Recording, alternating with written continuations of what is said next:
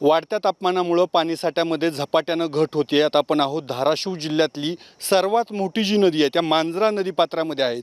खरं तर 4 महिन्यापूर्वी पावसाळ्यात या नदीला महापूर आला होता, अक्षरशः रौद्ररूप धारण केलेलं होतं। मात्र आता नदीची पाणी पातळी ही झपाट्यानं वाढली आहे। ह्या पात्रामध्ये आपण पाहू शकतो की ही लांबपर्यंत पाणी पातळी कोरडं ठक्क पात्र पडलेलं आहे। खरं तर याच नदीवर पुढे मांजरा प्रकल्प आहे की ज्या प्रकल्पातून बीड, लातूर आणि धाराशिव जिल्ह्याच्या काही भागाला पाणी पुरवठा केला जातो। मात्र या नदीपात्रामध्ये जे आता पाणी कमी झालेले नाही, त्यामुळे साहजिकच आहे की येणाऱ्या काळामध्ये जर पाऊस लांबणीवर पडला तर पाणी टंचाईची परिस्थिती निर्माण होऊ शकते। सध्याच्या घडीला मांजरा पात्रात देखील 31% पाणीसाठा आहे।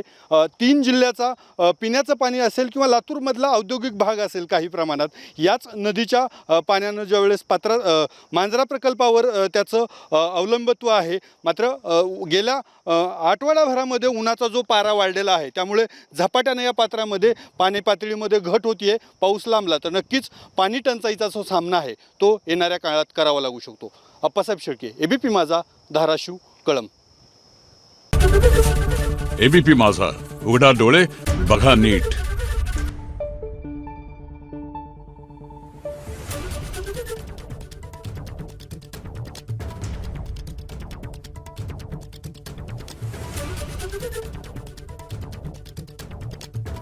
Thank you.